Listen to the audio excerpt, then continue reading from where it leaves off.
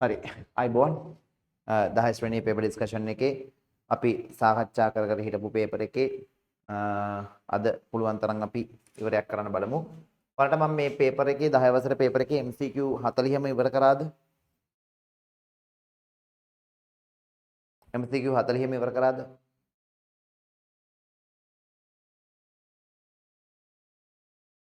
මතකෙ කෙනෙක් ටක් ගාලා කියන මතකෙ කෙනෙක්. හරි අපි ව්‍යුහගත යන ප්‍රශ්නාංකයකට යන්කෝ. ව්‍යුහගත යන ප්‍රශ්නාංකයකට එන්නකෝ. හරිද? මට චුට්ටක් මේකේ මේ මතක නැහැ මේ මොනවාද කරපු ප්‍රශ්න කියලා. කමන්නේ මට මතකයි මේකේ 3 වෙනි ප්‍රශ්නේ කරා වගේ.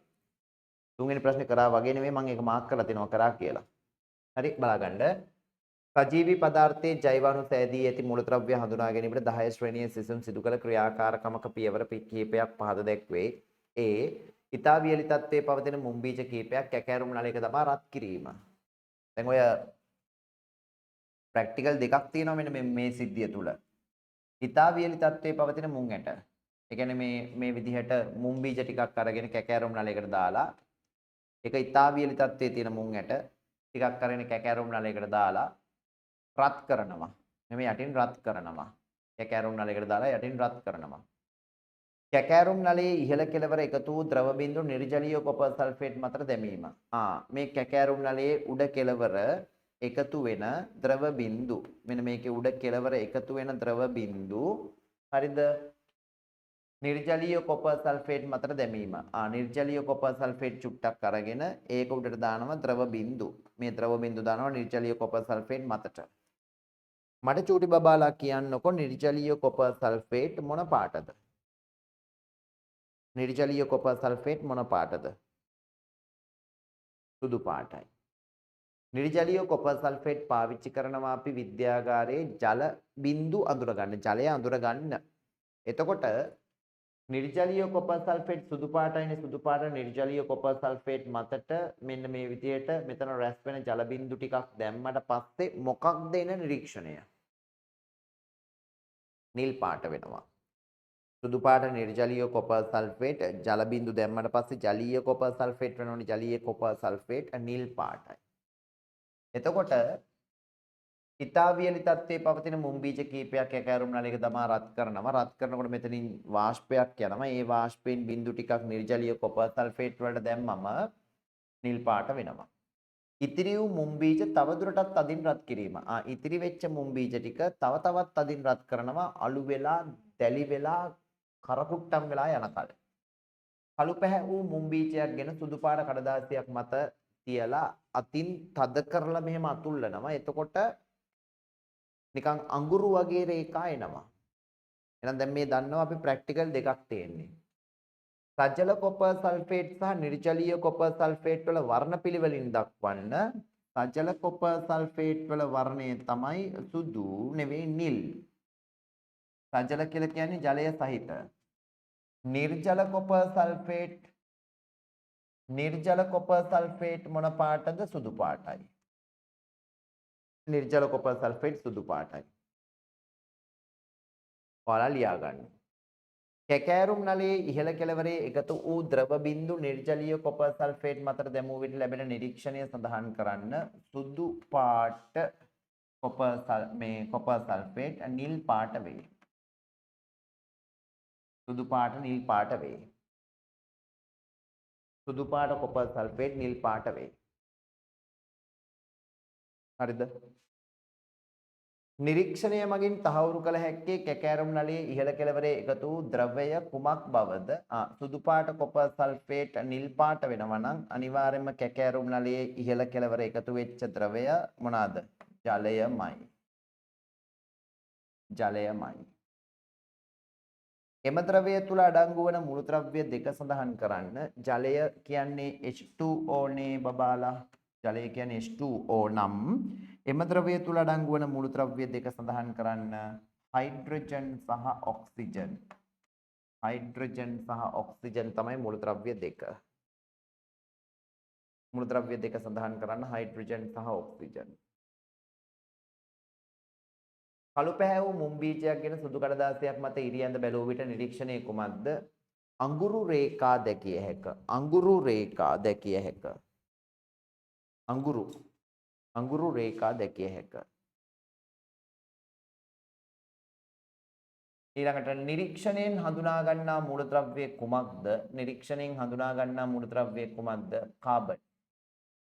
ඒ නිරීක්ෂණයෙන් හඳුනගන්නේ කාබන් කියන මූලද්‍රව්‍ය.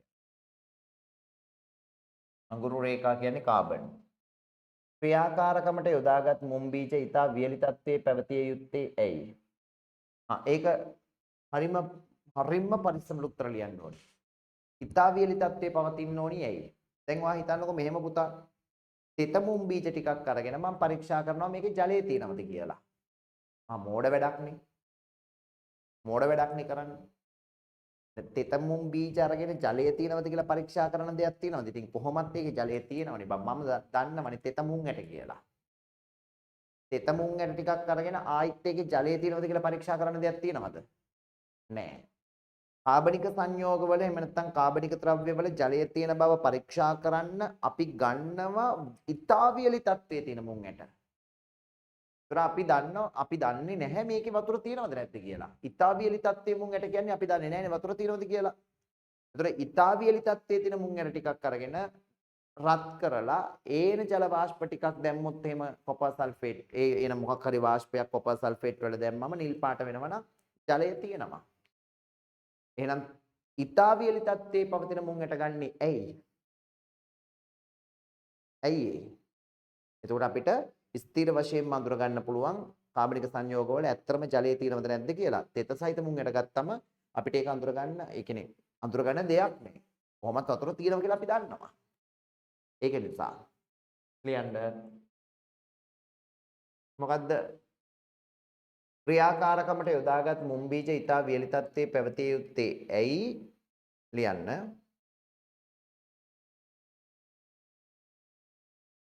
තෙත් මුං ඇටවල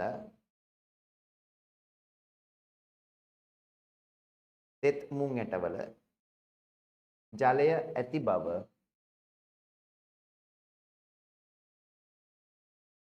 පරීක්ෂා කිරීමෙන් තොරව වුවද හඳුනාගත හැකි බැවින්. ජලය ඇති බව පරීක්ෂා කිරීමෙන් තොරව වුවද හඳුනාගත හැකි බැවින්.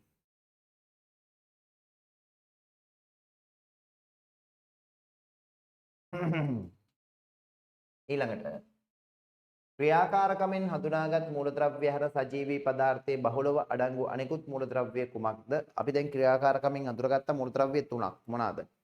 ජලයේ තියෙනවා කියලා අඳුරගත්තම අපි අඳුර ගන්නවා හයිඩ්‍රජන් සහ ඔක්සිජන්. ඊට පස්සේ අර අඟුරු වගේ රේඛා තියෙනවා කියන එකෙන් අපි අඳුර ගන්නවා කාබන්.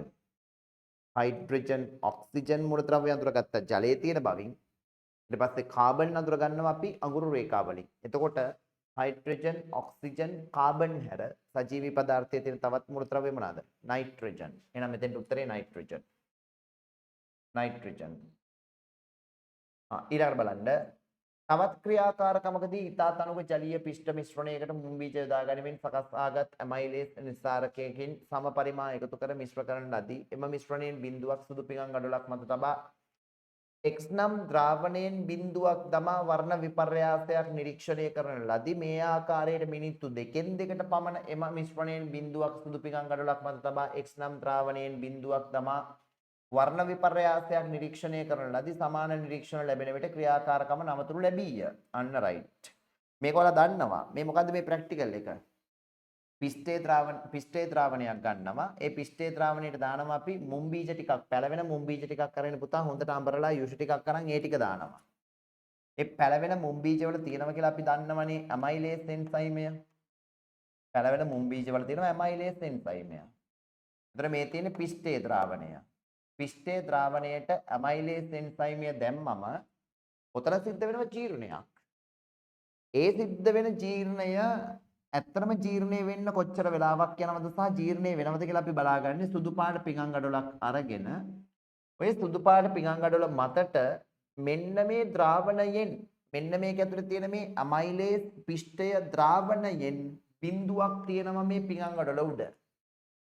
ඇමයිලේස් පිෂ්ඨේ ද්‍රාවණයෙන් බිඳුවක් පිඟන් ගඩොල උඩ තියලා ඕකට දානවා අයඩින් බිඳුවක්.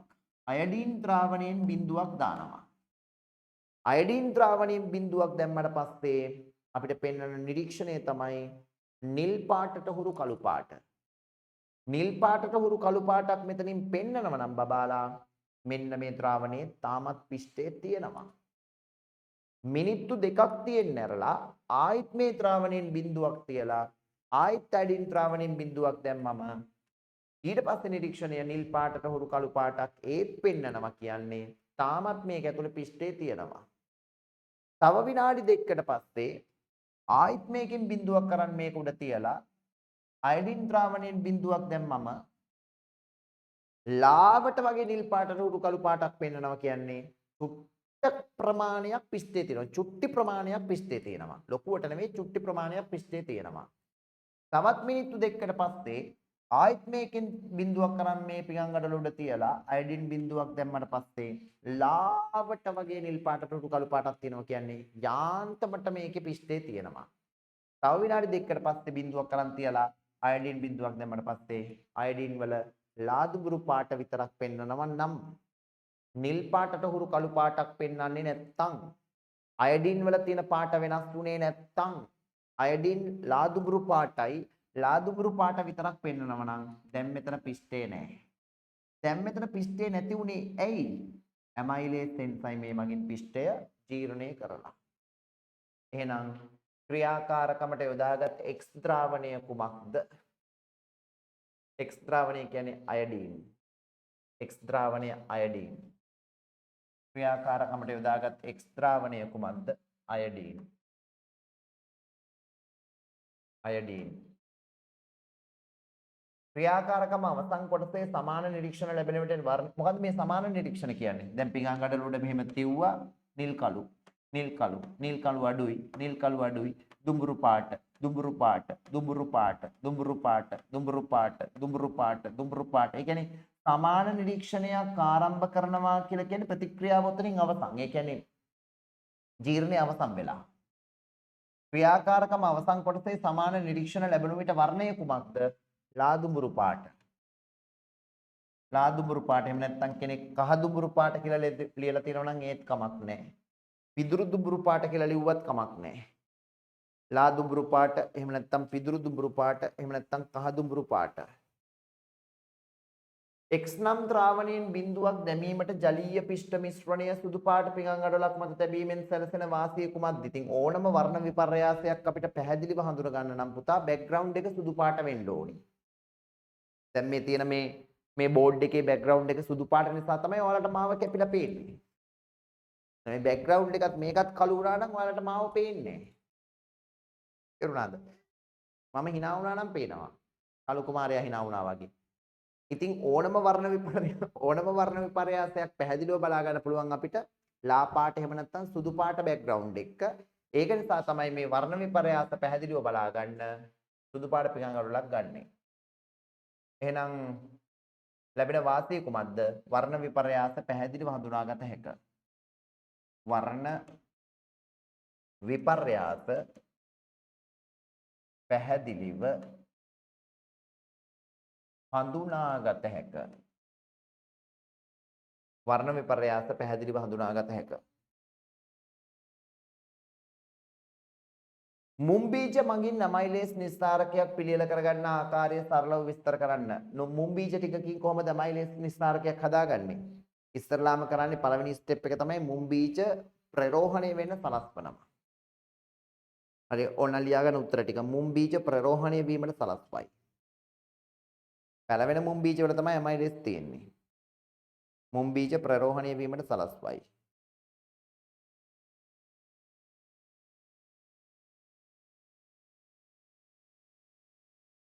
දෙවැනි එක ඒවා හොඳින් අඹරා යුෂ පෙරා ගනි. අන්න ඒකේ ඇමයිලේස් තියෙනවා. ඒවා හොඳින් අඹරා යුෂ පෙරා ගනි.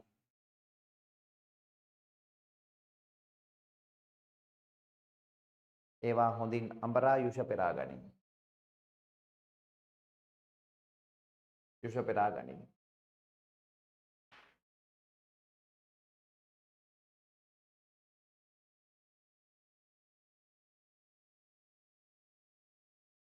හරිද පුතා? දැන් ඔය ඌනන විභාජනය සහ අනූනන විභාජනය අපි විභාජනයේ කතාවට යන්කෝ. සාමාන්‍යයෙන් සෛලයක් පුතා විභාජනය වෙන්න කලින් මොකද්ද සිද්ධ වෙන්නේ? මේ තියෙන සෛලයක් කියලා හිතන්නකෝ. සාමාන්‍යයෙන් මනුස්ස සෛලයක් නම් වර්ණ දෙක තියෙනවා කීයක්ද? 46ක්. ඒ වර්ණ දෙක 46 තියෙන්නේ කොහමද? යුගල් 23ක් විදිහට. එහෙනම් පොදුවේ සෛලයක වර්ණ දෙක තියෙන්නේ කොහමද? යුගල් විදිහට. ඒක නිසා අපි කියනවා ද්විගුණ සෛල. යුගල් විදිහට වර්ණ දෙක තියෙනවා කියන්නේ ද්විගුණ සෛල. එහෙනම් මෙන්න ද්විගුණ සෛලයක් තියෙනවා. මනුෂ්‍ය සෛලයක් වර්ණ දෙක 46යි. යුගල් 23ක් විදිහට. හොඳට බලා ගන්න. සෛලයක් ඉස්තරලාම සිද්ධ වෙන්නේ මොකක්ද පුතේ? සෛලයක් ඉස්තරලාම සිද්ධ වෙන්නේ සෛලයක් වර්ධනය වීම. මෙන්න සෛලයක් වර්ධනය වෙනවා. සෛලයක් ඉතින් වර්ධනය වෙනවා වර්ධනය වුණාට වර්ණ දෙක සංඛ්‍යාව වෙනස් වෙන්නේ නැහනේ. දැන් උදාහරණයක් විදිහට චූටි බබෙක් ඉන්නවා අතපය හතර තියෙන චූටි බබෙක් ඉන්නවා ඌ වර්ධනය වෙනවා. වර්ධනය වෙනකොට අතපය 8ක් වෙන්නේ නැහනේ. අතපය හතර එහෙමම තියෙනවා. එම ප්‍රමාණයටම එහෙනම් සෛලයක මුලින් සිද්ධ වෙන්නේ සෛල වර්ධනය. සෛලයක මුලින් සිද්ධ වෙන්නේ සෛල වර්ධනය. සෛලයක් වර්ධනය වෙනකොට වර්ණ දෙක සංඛ්‍යාව වෙනස් වෙන්නේ නැහැ. ඒ කියන්නේ ද්විගුණ සෛලයක් නම් එහෙම්මම තමයි. හැබැයි සෛලයක වියලි බර අප්‍රතිවර්ත්‍ය ලෙස වැඩි වෙනවා. සෛලයක් වර්ධනය වෙනවා කියන්නේ ඕකනේ. සෛලයක පුතා වියලි බර අප්‍රතිවර්ත්‍ය ලෙස වැඩි වීම. වියලි බර තෙත් බර වෙන්න බෑ. දැන් උදාහරණයක් විදිහට අපි හිතමුකෝ පාන් ගෙඩියක් තියෙනවා. පාන් ගෙඩියක් සාමාන්‍යයෙන් අපි හිතමුකෝ නිකන් ජොලියට වගේ ග්‍රෑම් 200ක් බරයි කියලා හිතන්නකෝ. මම මේ පාන් ගෙඩිය වතුරේ ඔබලා ආයෙත් කිරලා බලනවා. අම්මට තෙලි ග්‍රෑම් 800ක් විතර තියෙනවා. දැන් මං කියනවා පාන් ගෙඩිය දැන් වර්ධනය වෙලා බර වැඩි වෙලා. නෑ මේ වතුර වල බර. ඒතර පාන් ගෙඩියක් වර්ධනය වෙලා කියන්න බෑ වතුර වල බර වැඩි වුණා කියලා. තේරුණාද? දැන් මම කිලෝ අපි හිතමුකෝ නිකන් කිලෝ 50ක් තියෙනවා කියලා මගේ බර මගේ ස්කන්ධය මම දැන් වතුර ලීටර් 3ක් විතර බීලා ආයෙත් කිරනකොට මෙන්න කිලෝ 53යි. කිලෝ 53ක් කියන්නේ මම වර්ධනය වෙලාද? නෑ. මං ඊට පස්සේ ආයෙත් පැයකින් විතර මම මුත්‍රා කරාම ආයෙත් කිලෝ 50යි. එහෙනම් ආපස්සට අඩු වෙන්න බෑ. වර්ධනය වුණා නම් බර ආයෙත් අඩු වෙන්න බෑ. දැන් මං කිලෝ 53ක් දක්වා වතුර බීලා වර්ධනය වුණා නම් මම මුත්‍රා කරාට පස්සේ ආයෙත් 50ක් වෙන්න බෑ. එහෙනම් වර්ධනය කියන්නේ පුතා සෛලයක වියලි බර තෙත බර නෙවෙයි සෛලයක වියලි බර නැවත අඩු නොවන ලෙස වැඩිවීම අප්‍රතිවර්ත්‍ය ලෙස. එහෙම වර්ධනය අවසන් කරපු සෛලයක් ඊළඟට කරන්නේ මොකද්ද? විභාජනය. මෙන්න මේ ද්විගුණ සෛලය විභාජනය මගින් දුහිතෘ සෛල දරු සෛල දුහිතෘ සෛල දෙකක් හදනවා. මෙන්න එකයි මෙන්න දෙකයි. හැබැයි මේ හදන දුහිතෘ සෛල දෙක වර්ණ දේහ සංඛ්‍යාව 46ම නම් මෙයාගේත් වර්ණ දේහ සංඛ්‍යාව 46ම නම් ඒ කියන්නේ මෙයා ද්විගුණ නම් මෙයාත් ද්විගුණම නම් මෙතන වර්ණ දේහ සංඛ්‍යාවේ අඩුවක් උනේ නැත්නම් අඩුවක් වෙනවා නම් අපි කියන්නේ ඌනණය වෙනවා. ඌනණය වෙනවා කියන්නේ අඩු වෙනවා. දැන් විටමින් සහ ಖನಿජ ලවණ ඌනතා රෝග මතකයි වලනේ. එතකොට ඌනණය වෙනවා කියලා කියන්නේ අඩු වෙනවා. හැබැයි මෙතන තියෙන මේ සෛලයේ තියෙන වර්ණ දේහ සංඛ්‍යාව මෙතෙන්ට එනකොට එම ප්‍රමාණයෙන්ම තියෙනවා කියන්නේ ඌනණය වෙලා නැහැ. ඒ කියන්නේ අනූනන විභාජනය. අනූනනය. එහෙනම් මෙන්න මේ විභාජන ආකාරයට මම නමක් කියනවා අනූනන විභාජනය. අනූනන විභාජනය. ඌනන විභාජනය සිද්ධ වෙන්නේත් මෙහෙමම තමයි පොඩි වෙනසක් තියෙනවා. මෙන්න ඌනන විභාජනය. ඒකෙදිත් පුතා තියෙනවා වර්ණ දේහ සංඛ්‍යාව 46ක් වෙච්ච සෛලයක්. ඒකත් ද්විගුණ සෛලයක්. ඒකත් ඉස්තරලාම් වෙන්නේ වර්ධනය වෙන එක. වර්ධනය වෙනකොට ඒත් වර්ණ දේහ සංඛ්‍යාව වෙනස් වෙන්නේ නැහැ. 2යින්ම තමයි. අපි මේකට කියන්නේ වර්ධනය. වර්ධනය වෙච්ච මේ සෛලය ඊළඟට වෙන්නේ මොකද්ද? විභාජනය. හැබැයි මේ ඌනන විභාජනයේ නම් සිද්ධ වෙන්නේ මෙතන ඌනනයක්. ඌනනයක් කියලා කියන්නේ දරු සෛල දෙකක් හැදෙනවා. හැදෙන දරු සෛල දෙකේ වර්ණ දේහ සංඛ්‍යාව අඩක් දක්වා අර්ධයක් දක්වා අඩු වෙනවා. වර්ණ දේහ 46ක් තිබිච්ච මේ මනුස්ස සෛලය ඌනන විභාජනයට ලක් වුණාම වර්ණ දේහ 23ක් බවට පත් වෙනවා.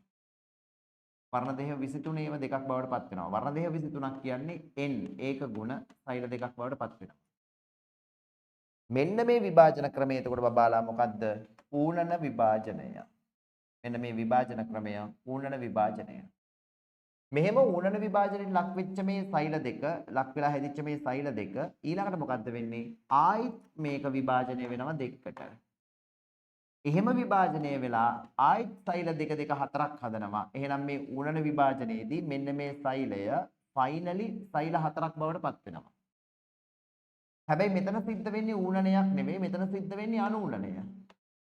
අනූනනය. ඒ කියන්නේ මෙතන තියෙන මේ වර්ණ දෙක 23 23ක් විදිහටම තියෙනවා. මෙතන තියෙන මේ වර්ණ දෙක 23 23ක් විදිහටම තියෙනවා. මෙතන තියෙන මේ වර්ණ දෙක 23 23ක් විදිහටම තියෙනවා. මේකත් 23ක් විදිහටම තියෙනවා. මේක ඒක ගුණ, මේකත් ඒක ගුණ, මේකත් ඒක ගුණ, මේකත් ඒක ගුණ. එහෙනම් මේ අනූනන විභාජනය සහ ඌනන විභාජනය අතර වෙනස්කම් මොනවාද? එක අනූනන විභාජනය විභාජනාකාර එකකින් පමණක් සමන්විත වේ. ඌනන විභාජනය විභාජනාකාර දෙකකින් සමන්විත වේ. ඌනනය සහ අනූනනය කියලා. එතකොට ඌනන විභාජනය විභාජනාකාර දෙකකින් සමන්විත වේ. අනූනන විභාජනය හිමාශී විභාජනාකාර එකකින් පමණක් සමන්විත වේ. අනූනන විභාජනයේදී දරු සෛල දෙකක් සෑදේ, දුහිතෘ සෛල දෙකක් සෑදේ. ඌනන විභාජනයේදී දුහිතෘ සෛල හතරක් සෑදේ. අනූනන විභාජනයේදී සෑදෙන සෛලවල ප්‍රවේණික ලක්ෂණ සර්ව සමානයි. ප්‍රවේණික ලක්ෂණ සර්ව සමානයි මේ දෙන්නගේ. හැබැයි ඌනන විභාජනයේදී හැදෙන මේ සෛල වර්ග හතරේ ප්‍රවේණික ලක්ෂණ එකිනෙකට වෙනස්. එකිනෙකට වෙනස්. අනූනන විභාජනයේදී හැදෙන මේ සෛල දෙකේ වර්ණ දෙහ සංඛ්‍යාව මාතෘ සෛලයේ වර්ණ දෙහ සංඛ්‍යාවට සමානයි. ඌනනයේදී හැදෙන මේ සෛලවල වර්ණ දෙහ සංඛ්‍යාව මාතෘ සෛලයේ වර්ණ දෙහ සංඛ්‍යාවට වඩා අර්ධයක් වෙලා. අනූනන විභාජනයක් සිද්ධ වෙන්න පුළුවන් ද්විගුණ සෛලවල සිද්ධ වෙන්නත් පුළුවන් අනූනනයක් ඒක ගුණ සෛලවල සිද්ධ වෙන්නත් පුළුවන්. අනූනනයක් ද්විගුණ සෛලවල වෙන්නත් පුළුවන් ඒක ගුණ සෛලවල වෙන්නත් පුළුවන්. හැබැයි ඌනනයක් සිද්ධ වෙන්න බෑ ඒක ගුණ සෛලවල. ඌනනයක් සිද්ධ වෙන්නෙම ද්විගුණ සෛලවල විතරයි. ඇයි හේතුව? ඌනනයේදී පුතා වර්ණ දෙහ සංඛ්‍යාව අඩක් වෙන්න එපේ. එතකොට මෙතන ද්විගුණ සෛලයක් නම් අඩක් වෙන්න පුළුවන්. ඒතර මේ ද්විගුණ සෛලයක් කියලා කියන්නේ ඉරට්ටේ සංඛ්‍යාවක්නේ. අර්ධයක් වෙන්න පුළුවන්. හැබැයි ඒක ගුණ සෛලයක් කොහොමද අර්ධයක් වෙන්නේ? 11.5යි 11.5යි විදිහට වර්ණ දෙහ බෙදෙන්නේ නැහනේ. ඒක නිසා ඌනන විභාජනයක් කවදාවත් ඒක ගුණ සෛලයක වෙන්න බෑ. ඌනන විභාජනයක් සිද්ධ වෙන්නේ ද්විගුණ සෛලයක විතරමයි. අනූනනයක් ඒක ගුණ සෛලවල හෝ ඌනන මේ ද්විගුණ සෛලවල දෙකේම සිද්ධ වෙන්න පුළුවන්. ඔය තියෙන්නේ ඌනනය සහ අනූනනය අතර වෙනස්කම්. දැන් බලමුකෝ අපි මෙතෙන්ට ප්‍රශ්නෙට යන්කෝ. ජීවීන්ගේ සෛල විභාජනය ඌනන හා අනූනන ලෙස දෙආකාරයකට සිදුවේ. සෛල විභාජනය සම්බන්ධයෙන් වගුවේ අදාළ හිස්තැන් සම්පූර්ණ කරන්න. ඒ මාතෘ සෛලයක් විභාජනයෙන් සෑදෙන දුහිතෘ සෛල සංඛ්‍යාව ඌනනයේදී 4යි. ඌනනයේදී 4යි අනූනනයේදී 2යි. මේක හරි. මාතෘ සෛලයේ වර්ණ දෙහ සංඛ්‍යාව 46ක් නම් ඒ කියන්නේ මේ මනුෂ්‍ය සෛලයක් නම් දුහිතෘ සෛලයක වර්ණ දෙහ සංඛ්‍යාව ඌනන විභාජනයේදී 23යි අනූනන විභාජනයේදී 46ම තමයි. වර්ණ දෙහ සංඛ්‍යාව. තේරෙනවනේ හිමාශි? හිමාශි තේරෙනවනේ මේවා 10 වසරේ හරිම සරල දේවල්. සරල වුණාට ඉතින් අපිට වර්ධින්න පුළුවන් තියෙන ප්‍රවණතාවය වැඩි. දැන් මේ පාර ඔයාලත් බලාගෙන ඉන්නවා. දැන් මේ පාර රිසල්ට් ගැන සෝකෝ සර් තාම ප්‍රතිශත ඉදිරිපත් කරේ නෑනේ. මම අද තමයි රිසල්ට් වල සම්පූර්ණ මේ සමීක්ෂණය ඉවර කළේ. ඉතින් මම ප්‍රතිශත ඉදිරිපත් කරන්නම්. ඒ කියන්නේ දැන් මම ඔක්කොම පෝස්ට් හදලා තියෙන තාම මම පබ්ලිෂ් කරේ නෑ. මේ පාර AB ප්‍රතිශතය මේ පාරත් 60 ගාණක් තියෙන්නේ. මේ පාරත් 60 ගාණක් තියෙන්නේ. මේ පාරත් AB ප්‍රතිශතයේ 60 ගාණක් තියෙන පොඩක් ඉන්න.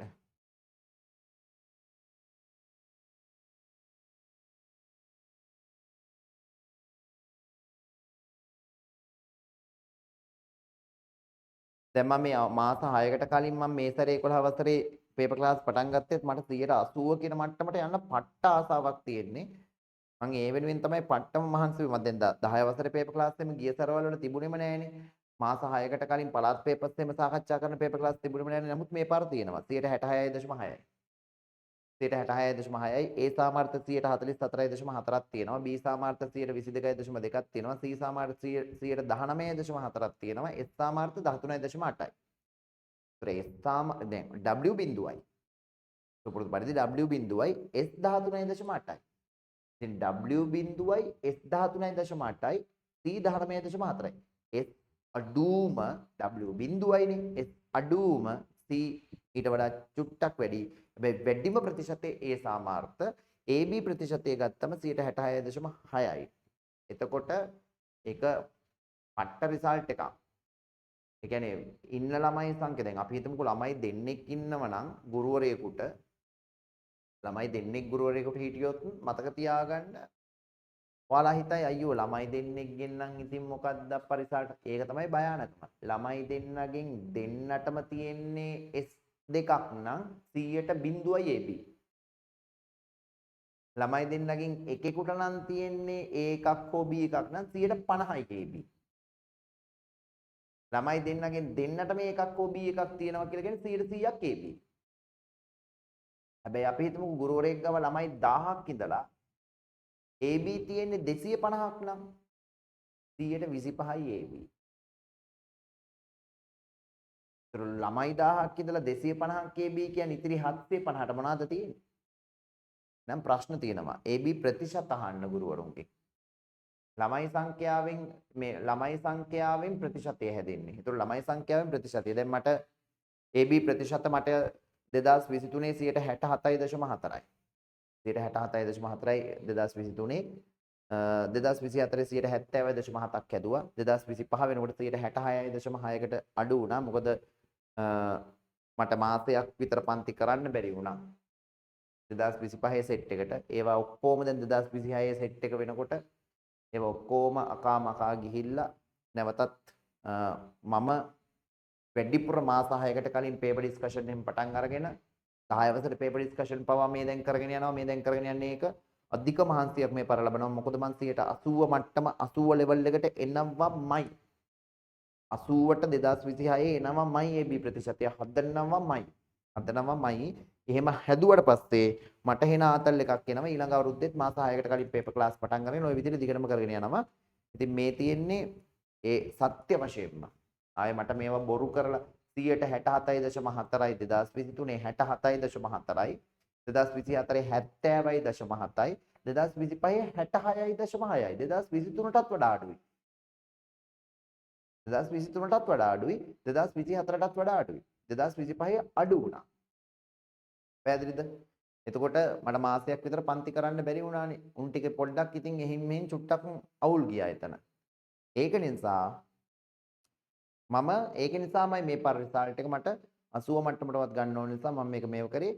ඉතින් කිසිම විටක බොරු ප්‍රතිඵලයක් ඉදිරිපත් කරලා ළමයි රවට්ටන්න ඕනේ නැහැ. ඉතින් මට මේක 67.4යි 2023, 70.7යි 2024, 70.8ක් දාගන්න ඕනේ නැහැනේ. මේවා මට ප්‍රූෆ් තියාගෙන මම මේ ප්‍රතිඵල හදන්නේ. මම ගාව සියලුම ළමයිගේ ඇප්ලිකේෂන් සහ සියලුම ළමයිගේ ඩෙන්ටිටි නම්බර් සහ එක්සෑම් නම්බර් තියෙනවා ලිස්ට් එක. මම ඒක ඔක්කොම පබ්ලික් කරන්නම්. ඒතර මේ තියෙන්නේ ඒ රිසල්ට් තමයි. ලස්සනට. ඒතර 66.6ක AB ප්‍රතිශතයක් ගන්නවා කියලා කියන්නේ ලොකු දෙයක්. ඒකිනුත් 100ට වැඩිපුරම තියෙන 44.4ක් තියෙන්නේ A සාමාර්ථ. 44.4ක් තියෙන්නේ A සාමාර්ථ. දුහිතෘ දැන් ඔය B සාමාර්ථ 122.2ක් තියෙනවනේ. ඉතින් A සාමාර්ථ ඒ කියන්නේ B සාමාර්ථ වල දෙගුණයක් තියෙනවා A සාමාර්ථ. එතකොට මේ B සාමාර්ථ ඒ කියන්නේ B සාමාර්ථ අඩු වෙයි. වැඩේ තියෙන්නේ B එකට වැඩ කරපු එක තව චුට්ටක් වැඩ කරලා ඒකක් ගන්න බැරි කමක් නැහැ නේ. එතකොට මේ දැන් ඔය B එකක් ගත්තේ වුණොත් එතකොට මට තේරෙන දේ තමයි B එකක් ගත්ත 122.2ක් ඉන්නවනේ. උනුත් ඒක ළඟ ඉන්න සෙට් එකක් වෙන්න ඕනේ.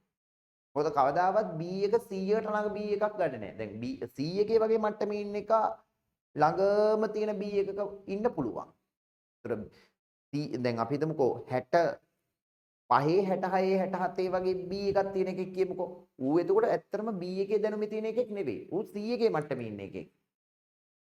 අර 73 72 71 70 වගේ B එකක් තියෙනවා නම් ඌ ඒකක දැනුම මට්ටමට කිට්ටු කරපු B එකක් උඩ තියෙන්නේ. එහෙම ඉතින් අපරාධයක් අවසානට මේ වගේ චූටි දෙයක් නිසා සමහර වෙලාවට ඒක මිස් වෙන අවස්ථා තියෙනවා. අනේ මට මේ 10 වසරේ පේපර් ඩිස්කෂන් එකක් අපි 11 වසරේ අය මේකට මොකද ජොයින් වෙන්නේ? එහෙම කියන සමහර බුදිය ගන්නවනේ. එතකොට අපරාධේ. මේ වගේ ප්‍රශ්නයකින් ආවොත් එimhe නිකන් හරි ඔහේ නිකන් ලියන්න නැතුව බලාගෙන හිටියත් මේවා ඇති. මේවා 10 වසරේ නිසා. 10 වසරේ පේපර් ඩිස්කෂන් එකනේ අද තියෙන්නේ මේ. නිකන් ඔහේ බලාගෙන හිටියත් ඇති මේවා.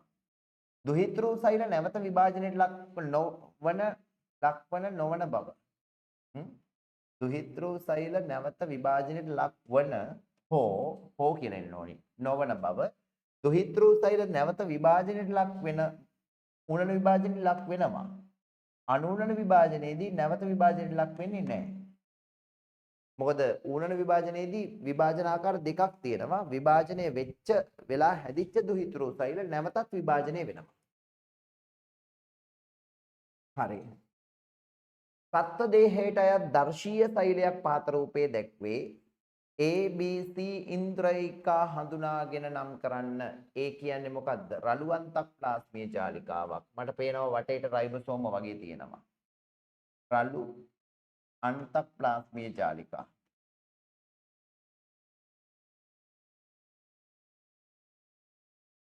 රළුවන්ත ප්ලාස්මීය ජාලිකා. B කියන්නේ මොකද්ද? මයිටොකොන්ඩ්‍රියා. තියෙන හැඩෙන් තමයි අඳුරගන්නේ අපි ඈ. මයිටොකොන්ඩ්‍රියා.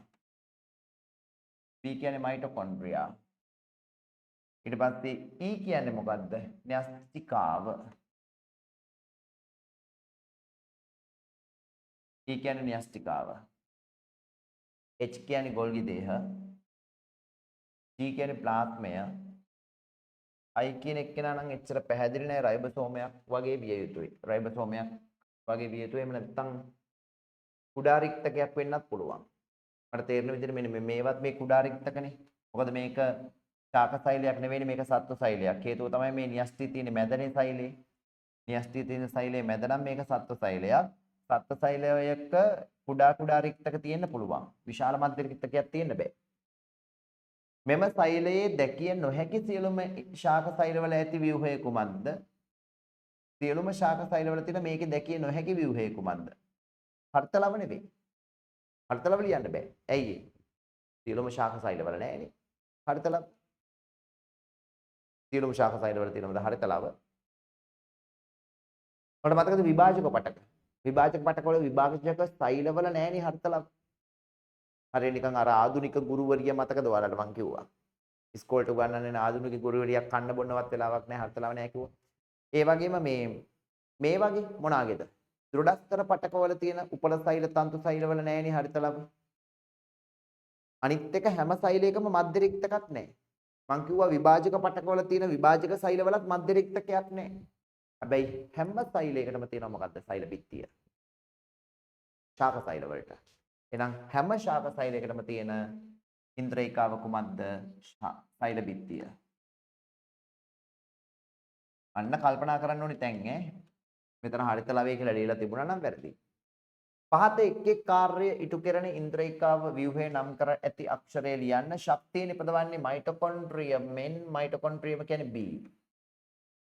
සෛලේන්ද්‍රයිකා දැරීම හා විවිධ පරිවෘත්තීය ක්‍රියා සිදු කිරීම. සෛලේන්ද්‍රයිකා ඒ තැන්වල දරාගෙන සිටීම සහ විවිධ පරිවෘත්තීය ක්‍රියා සිදු කිරීම කරන්නේ මොකෙන්ද? G ඒ කියන්නේ සෛල ප්ලාස්මාව.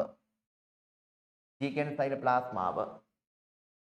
ප්‍රෝටීන පරිවහනය කරන්නේ කවුද? ප්‍රෝටීන සංශ්ලේෂණය සහ පරිවහනය කරනවා රළුවන්තක් ප්ලාස්මීය ජාලිකාව කැපිටල් A. රළුවන්ත ප්ලාස්මීය ජාලිකාව ප්‍රෝටීන සංශ්ලේෂණයකුත් කරනවා. ඇයි ඒ? එයාට තියෙනවනේ බබාලා මේ මොකද්ද තියෙන්නේ? රයිබෝසෝම. එයාගේ වටේ රයිබෝසෝම තියෙනවනේ බැඳිලා. ඒක නිසා ප්‍රෝටීන සංශ්ලේෂණයකුත් කරනවා. නාලාකාර ව්‍යුහයක් නිසා එහෙට මෙහෙට ප්‍රෝටීන පරිවහනයකුත් කරනවා. ස්‍රාවී ද්‍රව්‍ය නිපදවීම. ස්‍රාවී ද්‍රව්‍ය නිපදවන්නේ කැපිටල් H සහ ගබඩා කිරීම ගොල්ගි දේහ. ස්‍රාවී ද්‍රව්‍ය නිපදවීම හා ගබඩා කිරීම ගොල්ගි දේහ. ගසක වූ ශාක පත්‍රයක සෛල තුල හරිතලව ඇති බවත් පත්‍රය ඉදී ගසෙන් වැටෙනු ශාක පත්‍රයක හරිතලව නැති බවත් සිසුවෙක් පවසයි. සිසුවා මෙම ප්‍රකාශය කිරීමට පදනම් කරගත් නිරීක්ෂණය කුමක්ද? වර්ණය පුතා. ශාක පත්‍රයක් ගහක තියෙන ශාක පත්‍රයක් දිහා බලලා ඌ කියනවා හරිත ප්‍රද තියෙනවා කියලා. ඒ කියන්නේ කොළ පාටයි. ඉදී ගසෙන් වැටුණු ශාක පත්‍රයක හරිතලව නැහැ කියලා කියනවා යා. කොළ පාට නැති නිසා. එහෙනම් එයා යොදාගත්තේ වර්ණය. මේ තුන්වෙනි ප්‍රශ්නේ මම සාකච්ඡා කරා. නේ? ඔයාලට මතක නැද්ද? නැත්තම් සාකච්ඡා කරමු. මට මතකයි සාකච්ඡා කරා වගේ. නැද්ද? සාකච්ඡා කරේ නැද්ද? එහෙනම් මම ෆිසිකල් පේපර් ක්ලාස් එක වෙන්නේ. ක්ලෝරින් වායුවේ සමස්ථානික පවතින ආකාර දෙකක් රූපයේ දැක්වේ. එය පහලින් දක්වා ඇත්තේ සුලභතා ප්‍රතිශතයයි. බබා මේ බලා ගන්නකො. දැන් ක්ලෝරින් ගත්තම ක්ලෝරින්ගේ සමස්ථානික දෙකක් තියෙනවා පුතේ මේ. ක්ලෝරින් 1735 සහ ක්ලෝරින් 1737. මොකද්ද මේ සුලභතා ප්‍රතිශතය කියන්නේ පුතාලා? සුලභතා ප්‍රතිශතය කියන්නේ මෙන්න මේක. දැන් ක්ලෝරින් සහිත වායු සාම්පලයක් ගත්තම වායු ගෝලෙන් ඕකේ තියෙනවනේ සමස්ථානික ක්ලෝරින්ගේ තියෙනවනේ රසායනිකව ගුණ වෙනස් වෙච්ච වර්ග තියෙනවනේ ක්ලෝරින් වර්ග. දැන් හයිඩ්‍රජන් ගත්තම වර්ග තුනක් තියෙනවා. ප්‍රෝටියම්, ඩියුටීරියම්, ට්‍රිටියම්. සුලභතා ප්‍රතිශතය කියන්නේ ඔය ක්ලෝරින් 1735යි ක්ලෝරින් 1737යි දෙකම තියෙන වායු ප්‍රමාණයක් මම ගත්තොත් භාජනයකට ඕක ඇතුලේ වැඩිපුර තියෙන්නේ මොනවාද? 1735. කොච්චරක් තියෙනවද? 175ක් තියෙනවා. 1737 තියෙන 125යි. 125යි ආසන්න වශයෙන්. එහෙනම් ක්ලෝරින් පරමාණුව න්‍යෂ්ටියේ ඇති ප්‍රෝටෝන ගණන කොපමණද? න්‍යෂ්ටිය තුල තියෙන ප්‍රෝටෝන ගණන සමානයි පරමාණුක ක්‍රමාංකයට. පරමාණුක ක්‍රමාංකය තමයි මෙහෙම යටින් දාලා තියෙන්නේ. එහෙනම් ක්ලෝරින් පරමාණුවේ න්‍යෂ්ටියේ තියෙන ප්‍රෝටෝන සංඛ්‍යාව 17යි. පරමාණු ක්‍රමාංකයට සමානයි. ක්ලෝරින් පරමාණුවේ ඉලෙක්ට්‍රොනික වින්‍යාසය ලියන්න. ඉතින් ප්‍රෝටෝන ගාන 17යි නම් පරමාණුක ක්‍රමාංකය 17 නිසා ප්‍රෝටෝන ගාන 17යි නම් උදාසීන ක්ලෝරින්ගේ ප්‍රෝටෝන සංඛ්‍යාව ඉලෙක්ට්‍රෝන ගානට සමාන නිසා ඉලෙක්ට්‍රෝන ගානක් 17යිනේ. ඉලෙක්ට්‍රොනික වින්‍යාසය කියන්නේ එක් එක් ශක්ති මට්ටම් වලට ඉලෙක්ට්‍රෝන පිරී යන අණුපිරිවෙලනේ. එතකොට 2 8 7 විදිහට තමයි පිරෙන්නේ. පළවෙනි ශක්ති මට්ටමට ඉලෙක්ට්‍රෝන 2ක් පිරුණාම දෙවෙනි ශක්ති මට්ටමට 8ක් පිරුණාම 2යි 8යි 10යි 10යි එහෙනම් 17ක් තියෙන්න ඕනි ඉලෙක්ට්‍රෝන තුන්වෙනි ශක්ති මට්ටමට 7යි. එහෙනම් ඉලෙක්ට්‍රොනික වින්‍යාසය 2 8 7 විදිහට තමයි පිරෙන්නේ. ක්ලෝරින් වායු නියදියක් තුල වැඩිපුර ඇත්තේ කුමන සමස්ථානිකයේද? ක්ලෝරින් 1735 සමස්ථානිකය. ක්ලෝරින් වායු නියදියක තියෙන වැඩිපුරම 1735. සමස්ථානික දෙකෙහි පහත තොරතුරු වගුවේ දක්වන්න. පරමාණුක ක්‍රමාංකය 17යි මෙයාගෙත් 17යි.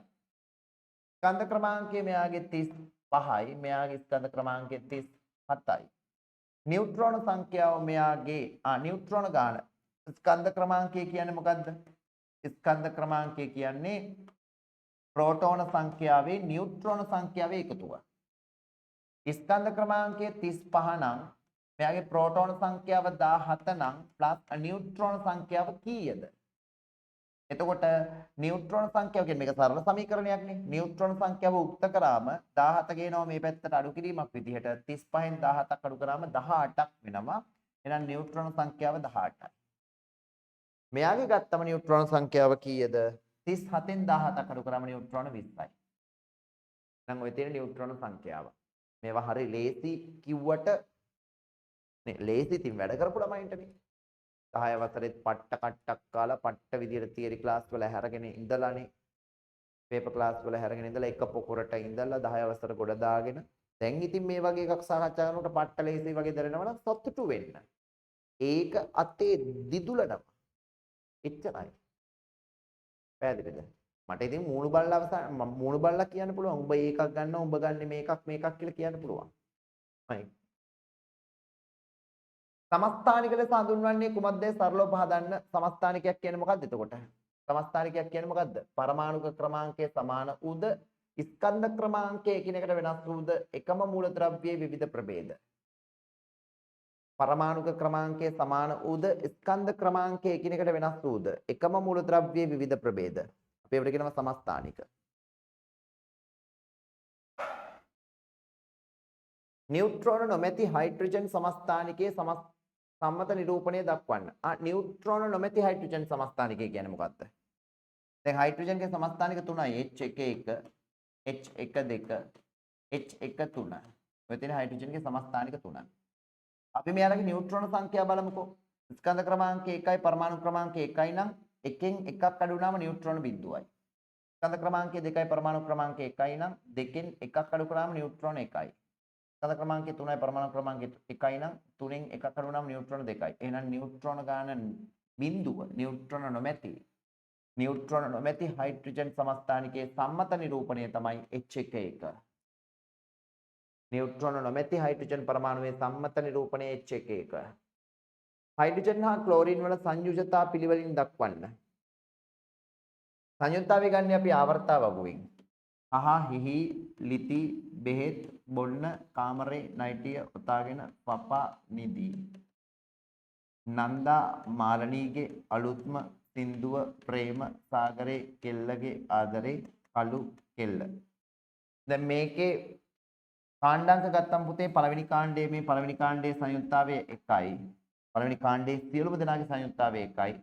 දෙවෙනි කාණ්ඩයේ සියලුම දෙනාගේ සංයුක්තාවය 2යි. තුන්වෙනි කාණ්ඩයේ සියලුම දෙනාගේ සංයුක්තාවය 3යි. හතරවෙනි කාණ්ඩයේ සියලුම දෙනාගේ සංයුක්තාවය 4යි. පස්වෙනි කාණ්ඩයේ සියලුම දෙනාගේ සංයුක්තාවය 5යි නෙවෙයි 3යි. අඩු වෙනවා. අවසාන කවච ඉලෙක්ට්‍රෝන 5ක් තියෙනවා නම් පස්වෙනි කාණ්ඩයේ 5 පිට කරනවට වඩා 3ක් ගන්න එක ලේසියිනේ. ඒ නිසා සංයුක්තාවය 3යි. 6 වෙනි කාණ්ඩයේ කට්ටියගේ සංයුක්තාවය 2යි. 7 වෙනි කාණ්ඩයේ කට්ටියගේ සංයුක්තාවය 1යි. 8 වෙනි කාණ්ඩයේ කට්ටියගේ සංයුක්තාවය 0යි. 8 වෙනි කාණ්ඩයේ කට්ටියගේ අෂ්ටකය සම්පූර්ණ නිසා ආ ඉලෙක්ට්‍රෝන පිට කරන්න ගන්න කවුලේ තියාගන්න මොකක්වත් ඕනේ නැහැ. එහෙනම් හයිඩ්‍රජන් මූලද්‍රව්‍ය හා ක්ලෝරීන්ගේ සංයුක්තා පිළිවෙලින් හයිඩ්‍රජන්ගේ සංයුක්තාවය 1යි පළවෙනි කාණ්ඩය නිසා ක්ලෝරීන්ගේ සංයුක්තාවයත් 1යි 7 වෙනි කාණ්ඩය නිසා. එහෙනම් උත්තරේ 1යි 1යි කියලා ලියවනම් හරි කමා දාලා. 1යි 1යි. හයිඩ්‍රජන් මූලද්‍රව්‍ය ක්ලෝරින් සමග සාධන සංයෝගයේ සූත්‍රය මොකද්ද? හයිඩ්‍රජන් ගත්තම එතකොට සංයුක්තාවය 1යි ක්ලෝරින් ගත්තම සංයුක්තාවය 1යි මාරු කරන්න එකට කැපිලා යනවා HCl තමයි සූත්‍රය. හයිඩ්‍රජන් සහ ක්ලෝරින් එකතු වෙලා හදන සංයෝගයේ සූත්‍රය HCl.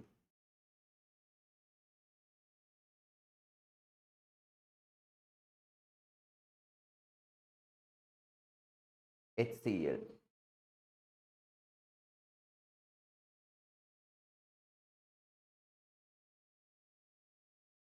දැන් මම 10 වසර ළමයි මෙතන ඉන්නවද කියලා මට පේන්නේ නැහැ. මොකද වීඩියෝ කැමරා ඕෆ් නේ. මට මතක විදිහට මෙතන ඉන්න ඔක්කොම 11 වසරේ. වීඩියෝ කැමරා ඔන් කරගෙන ඉන්න ඔක්කොම 11 වසරේනේ. හිමාශ 10ද? අඹ 10නේ. අඹ 10යි. අනිත් අය ඔක්කොම 11 වසරේ. අඹ 10ද? මිප්සලා මැරියම්. නෑ මරියම්ද?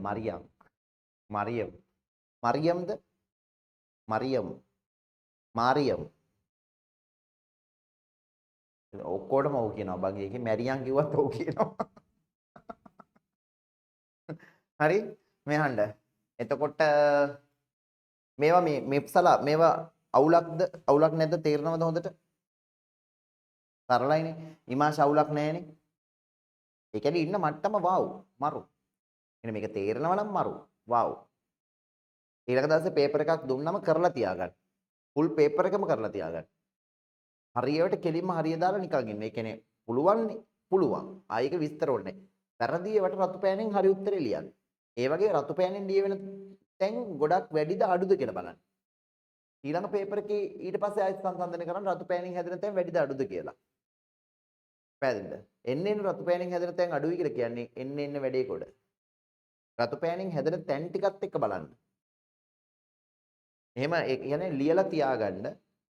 සාකච්ඡා කරනකොට හරි වැරදි දාලා මේව කරගන්න. එතකොට Tamanට Taman මොටිවේට් වෙනවා. ඒ කියන්නේ මගේ දැන් එන්න රතු පෑනෙන් හැදෙන තැන් අඩුයි. ඒ කියන්නේ ෆුල් පේපර් එකක් ලියා ගන්න පුළුවන්. හරි.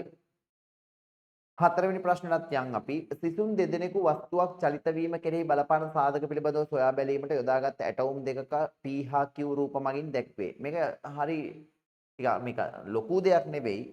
මේක නිව්ටන් නියම සහ ඝර්ෂණය වගේ දේවල් දෙකම එකතු කරලා හදපු ප්‍රශ්නයක්. මෙතන මේ ට්‍රොලි එක තිබිලා තියෙන මුලින් x ස්ථානයේ. x ස්ථානයේ තමයි මුලින් මේ m1 කියන ට්‍රොලිය තිබිලා තියෙන්නේ. x ස්ථානයේ ට්‍රොලිය තියෙනකොට මේ m2 කියන ස්කන්ධය තිබිලා තියෙන ටිකක් උඩට වෙන්න. ටිකක් උඩට වෙන්න තමයි m2 ස්කන්ධය තිබිලා තියෙන්නේ. එතකොට මේ m2 කියන මේ ස්කන්ධය ටිකක් උඩ තියෙනකොට තමයි ට්‍රොලිය මේ m1 ස්කන්ධය නැත්නම් මේ ට්‍රොලිය x ස්ථානයේ තිබිලා තියෙන්නේ. මං කියන දේ තේරුම් ගන්නකො.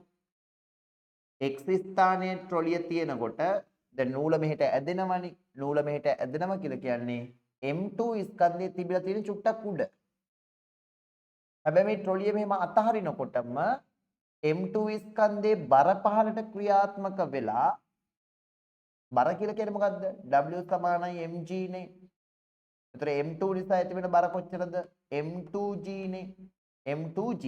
එහෙම වැඩි හිතන්න එපා. ඔහොම හිතන්නකෝ. එතකොට මෙන්න මේ m2 ස්කන්ධයේ බර පහලට ක්‍රියාත්මක වෙන නිසා මේ නූල පහලට ඇදෙනවා. නූල පහලට ඇදෙනකොට නූල ඉස්සරහට යන්න දැන් මේ ට්‍රොලිය ඉස්සරහට යන්න එපේ. නූල පහලට ඇදෙනකොට මං හිතේ තේරෙනවද?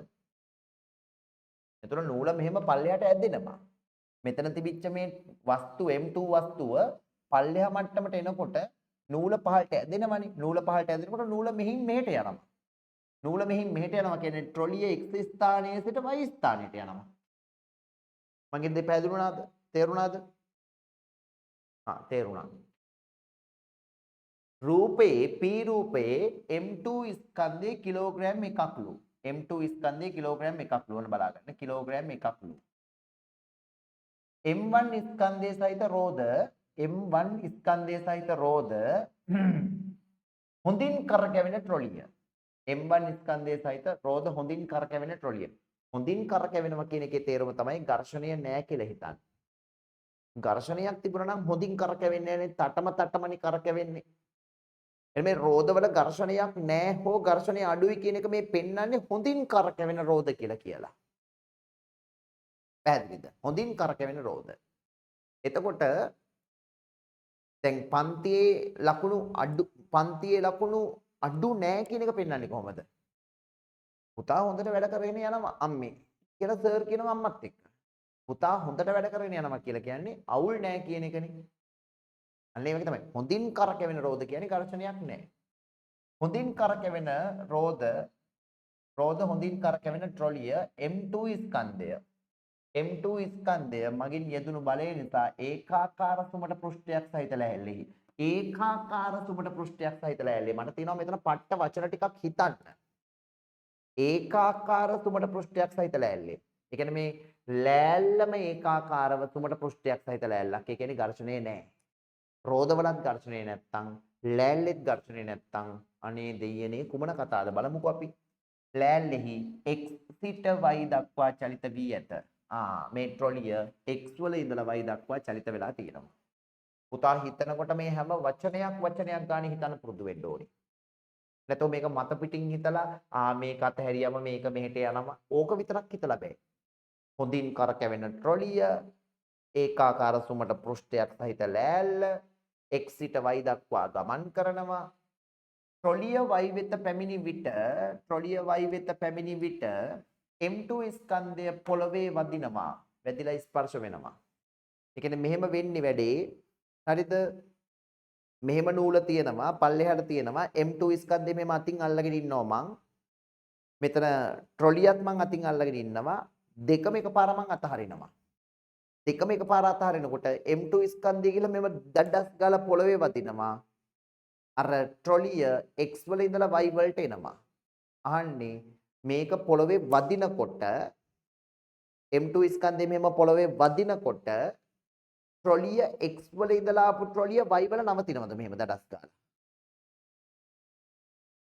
එහෙම නවතින්න තිබුණා මේක නූලක් නොවි දණ්ඩක් වුණා නම් දණ්ඩක් කියලා මෙහෙම හැප්පෙනකොට දණ්ඩ දැඩි නිසා ට්‍රොලියත් මෙහෙම නවතින මේක පාර.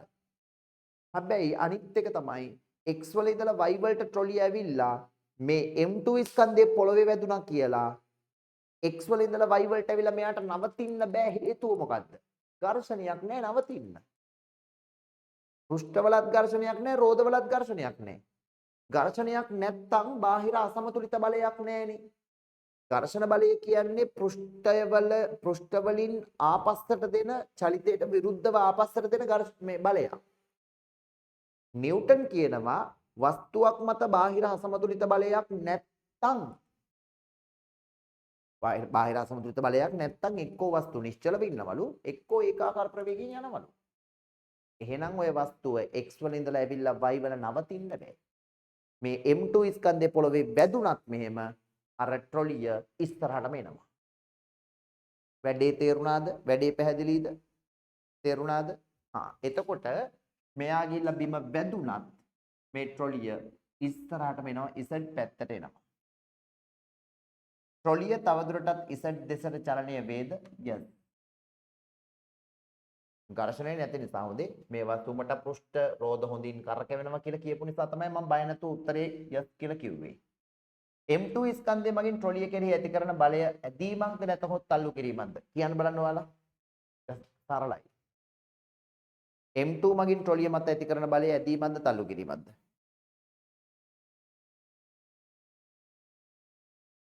ඇදීමක්.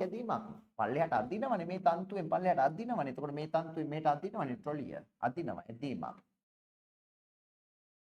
එම බලයේ විශාලත්වය කොපමණද? මෙයාගේ විශාලත්වයේ අදින බලයේ විශාලත්වය කියන්නේ මෙයාගේ බර. බර කියන්නේ W සමාන mg නේ. m කියන්නේ ස්කන්ධයේ කිලෝග්‍රෑම් එකක් කියලා දීලා තියෙනවනේ. g කියන්නේ ගුරුත්වාකර්ෂ ත්වරණය. අපිට ආසන්න වශයෙන් ගුරුත්වාකර්ෂ ත්වරණය 10ක් කියලා ගමු. 10ක් ms ඍණ 2යි. එතකොට 1 පරක් 10 10යි නිව්ටන් 10යි. එහෙනම් බලය ආසන්න වශයෙන් අදින බලය නිව්ටන් 10යි. P ඇටවුමේ M1 හා M2 ස්කන්ධ පහත වගුවේ ආකාරයේ වෙනසකට ලක් කළේ නම් ට්‍රොලිය අත් කරගන්නා ත්වරණය සම්බන්ධයෙන් ගැළපෙන තීරුවේ හරි ලකුණක් යොදන්න. M1 ස්කන්ධය P එකේ M1 සහ M2 ස්කන්ධය. M2 ස්කන්ධයේ කිලෝග්‍රෑම් 2ක් යොදාගත් විට M2 ස්කන්ධයේ වෙනුවට කිලෝග්‍රෑම් 2ක් යොදාගත් විට මේකෙන් අපි හිතමු මෙහෙම. M2 ස්කන්ධයට මේ M2 ස්කන්ධය වෙනුවට යොදා ගන්නා බර වෙනස් වෙනකොට දැන් මෙතන M2 ස්කන්ධයේ බර නිව්ටන් 10යි. F සමානයි ma ට එන්නකෝ. F සමානයි ma ට එන්නකෝ. F සමානයි ma වලින් මෙන්න මේ ට්‍රොලියේ ස්කන්ධය m නම් m1 නම් මේ ට්‍රොලිය මතනේ ඇති කරන්නේ මෙයා මෙතනින් ඉඳන් මේ නිව්ටන් 10ක බලය ඇති කරන්නේ මේ තන්තුව මගින් අදින මේ බලය ඇති කරන්නේ මේ m1 කියන ට්‍රොලිය මතනේ. ඒතර m1 කියන ට්‍රොලිය මත f නිව්ටන් 10ක බලයක් ඇති කරනකොට ත්වරණයක් ඇති වෙනවා. ස්කන්ධයකුත් තියෙනවා නම් m1 කියලා. බලයකුත් ඇති වෙනවා නම් නිව්ටන් 10ක. ත්වරණයක් ඇති නොවි තියෙන්න බෑනේ, ත්වරණයක් ඇති වෙනවා. අහන්නේ මෙතනින් දෙන බලය වැඩි කරොත් නිව්ටන් 20ක් දක්වා වැඩි කරා කියන්නකෝ. මෙතනින් දෙන බලය නිව්ටන් 20ක් දක්වා වැඩි කරොත් ට්‍රොලියේ ස්කන්ධයේ නියත නම් ත්වරණය වැඩි වෙනවද අඩු වෙනවද? ඕක අපිට ගන්න වෙන්නේ මෙන්න මේ F සමානයි ma වල සම්බන්ධතාවය. F සමානයි ma වල සම්බන්ධතාවය තමයි F බලය ත්වරණයට අනුලෝමව සමානුපාතිකයි. නිව්ටන්ගේ දෙවන නියමයේ ව්‍යුත්පන්නය. F බලය ත්වරණයට අනුලෝමව සමානුපාතිකයි. එහෙම නැත්නම් අපි ඕක පුරුදු අපිට ත්වරණය F බලයට අනුලෝමව සමානුපාතිකයි. ත්වරණය ස්කන්ධයට ප්‍රතිලෝමව ප්‍රතිලෝමව සමානුපාතිකයි. ත්වරණය ස්කන්ධයට ප්‍රතිලෝමව සමානුපාතිකයි. ත්වරණය බලයට අනුලෝමව සමානුපාතිකයි. ඒ කියන්නේ ස්කන්ධයේ නියතව තියාගෙන බලය වැඩි කරොත් එහෙම මේ නිව්ටන් 10 ඉඳලා නිව්ටන් 20 දක්වා බලය වැඩි කරොත් එහෙම අනුලෝමව සමානුපාතිකයි කියන එකේ තේරුම තමයි මේ පැත්ත වැඩි කරොත් එම ගුණයෙන්ම මේ පැත්තත් වැඩි වෙයි. ත්වරණයක් වැඩි වෙනවා. එහෙනම් පුතේ එන්නකෝ මෙතෙන්ට එන්නකෝ මේ M2 ස්කන්ධය වෙනුවට M2 ස්කන්ධය කියන්නේ මොකද්ද? M2 ස්කන්ධය කියන්නේ මේකනේ. M2 ස්කන්ධයේ කිලෝග්‍රෑම් එකක් නේ තිබුණේ. M2 ස්කන්ධය වෙනුවට කිලෝග්‍රෑම් දෙකක් යොදාගත්තොත් බර නිව්ටන් 20යි. එහෙනම් අත්පත් කරගන්නා ත්වරණයත් වැඩි වෙයි.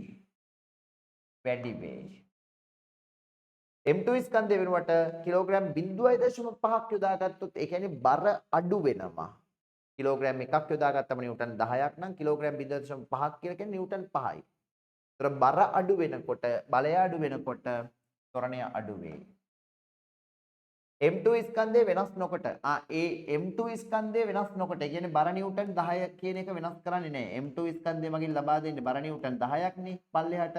එහෙනම් බලය වෙනස් කරන්නේ නැතිව M1 හි ස්කන්ධය වෙනුවට M1 හි ස්කන්ධය වෙනුවට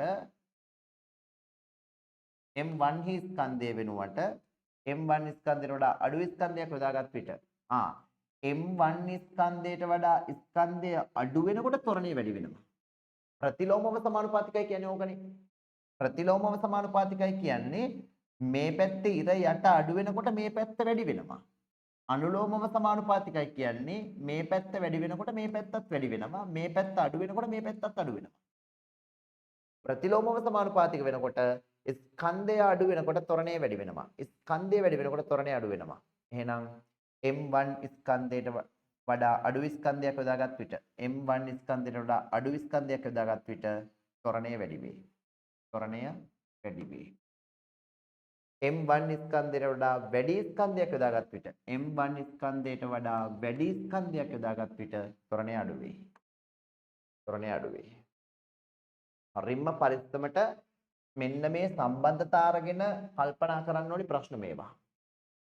කල්පනා කරන්න ඕනි මේ සම්බන්ධතා අරගෙන නැතුව ඔයා කිසිම සම්බන්ධතාවයක් අටුවැඩ කොලයකවත් ලියන්නේ නැතිව ඔහේ කල්පනා කර කර උත්තර වෙන්නේ නැති, වැඩි වෙනවා වෙන්නේ නැති, අඩු වෙනවා වෙන්නේ නැති, වෙන්නේ නැති දේවල් ගණන් වලවත් විද්‍යාවයක් නැහැ. කිසිම හේතුවක් මත අටුවැඩ කරන්නේ නැතුව මේවට උත්තර මාක් කරන්න එපා. මෙහෙම වෙන්නේ නැති, අර එහෙම වෙන්නේ නැති, එහෙම අනුමාන කිරීම ගණිතයේ විද්‍යාවේ නැහැ. අනිවාර්යෙන් මේවා තර්ක වලින් ගන්න ඕනි.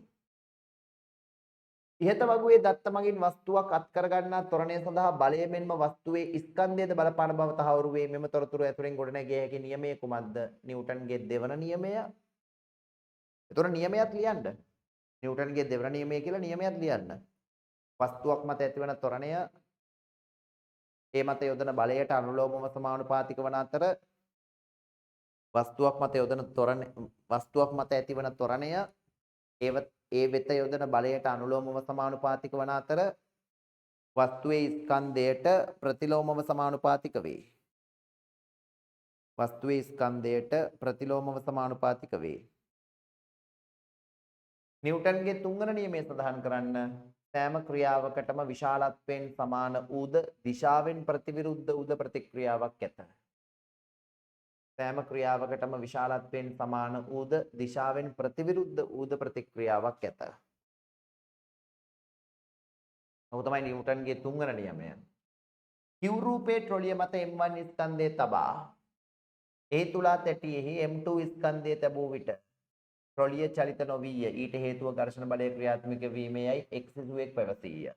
අපි චුට්ටක් බලමුකෝ ඒක. ට්‍රොලිය මත M1 ස්කන්ධය තබා තුලා තැටිය මත M2 ස්කන්ධය තැබූ විට ට්‍රොලිය මත M1 ස්කන්ධය තබා මෙතන M1 ස්කන්ධය තියලා මෙතන M2 ස්කන්ධය තියුවම චලනය උනේ නැල්ලු. ඒකට හේතුව ඝර්ෂණ බලය කියලා කිව්වලු.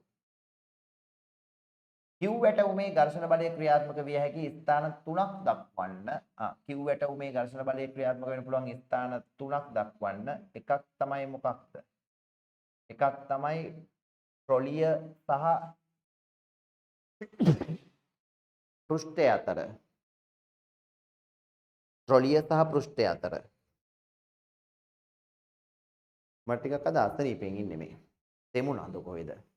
ඔළුවත් රිදෙනවා මම මේ අද ටිකක් මේ කතා කරාට ටිකක් ඔළුවත් රිදෙනවා. තෙමුණාද? අද දවසේම වැස්සනේ මෙහෙට. මම අද එහෙට මෙහෙට ගියා. බබාව මොන්ටිසෝරියට අරන් ගියා, ආයෙත් ගන්න ගියා, රතපස්වල ක්ලාස් එකට ගියා, එහෙන් තෙමුණා, මෙහෙන් තෙමුණා. ඒ නිසා දැන් ටිකක් අපහසුයි ඔළුවත් රිදෙනවා. කිව්වසමකුත් ගියේ ඒකයි. කිව්වසමක් ගියා කියන්නේ හරි ෂොට් එක හම්බ වෙනවා හෙට. මේ තියෙන එතකොට ට්‍රොලිය සහ පෘෂ්ඨය අතර. අනිත් එක තමයි මෙන්න මේ කප්පියේ සහ නූලේ ඝර්ෂණයක් තියෙන්න පුළුවන්. අනිත් එක තමයි මේ ට්‍රොලියේ රෝදවල තියෙන්න පුළුවන් ඝර්ෂණයක්. ට්‍රොලියේ රෝදවල. රෝද සහ ඇක්සල් එක අතර. ට්‍රොලියේ රෝද සහ ඇක්සල් එක අතර ඝර්ෂණයක් තියෙන්න පුළුවන්. ඔන්න ස්ථාන 3. කිව් ඇටෝමේ ලෑල්ලෙහි පෘෂ්ඨ ස්වභාවය ඒකාකාර වන අතර. ඒ කියන්නේ පෘෂ්ඨ ස්වභාවය රළු නම් ඒකාකාරයි. රළු බව හැමතැනටම ඒකාකාරයි. සිනිඳු නම් ඒත් එහෙමයි. වන අතර M3 ස්කන්ධයක් ලැබුව විට ට්‍රොලිය යන්තමින් චලනය ආරම්භ විය. පහත අවස්ථා දෙකේ ක්‍රියාත්මක වූ ඝර්ෂණ බලය හැඳින්විය හැකි ආකාර කුමක්ද? ට්‍රොලිය චලනය නොවන විට ඇති වෙන්නේ ස්ථිතික. ඒකට ඉතින් මේ තර්ක ඕනේ නැහැ. අපි දන්නවා වස්තුවක් චලනය නොවන අවස්ථාවේ ක්‍රියාත්මක වන ඝර්ෂණ බලය ස්ථිතික. චලනය වෙමින් පවතින අවස්ථාවේ ක්‍රියාත්මක වන ඝර්ෂණ බලය ගතික. චලනය ආරම්භ කරන්න ඕන මෙන්න අවස්ථාවේ සීමාකාරී. ට්‍රොලිය යන්තමින් චලනය ආරම්භ වන විට සීමාකාරී. යන්තමින් චලනය ආරම්භ වන විට සීමාකාරී. සීමාකාරී. හරි? හරි. එහෙනම් පුතේ මම අදට නවත්තන්නම්. ඇති. අමාරුයි. අපි අදට නවත්තමු. අද සඳුදානේ 11 වසරේ පෙප් ක්ලාස් එක බ්ලාස්ට් වෙන්දර තියෙනවා. හරි? එහෙනම් අයිබෝවන්.